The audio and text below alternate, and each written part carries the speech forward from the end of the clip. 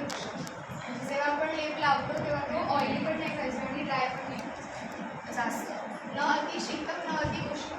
should not be excessively cold or hot at the time of application. म्हणजे स्किनच्या related इथे सांगितलं यथा सुखम साल शरीरस्य should be comfortable and skin for the patient.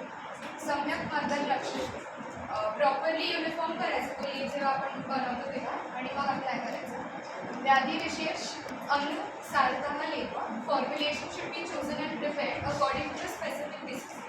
म्हणजे कुठलाही डिसीज असेल तर अकॉर्डिंग त्याचे मेडिसिन्स अँड कंटेंट्स ते चेंज होणार त्याच्याप्रमाणे. स्थिरता should adhere properly to the skin without dripping and falling of.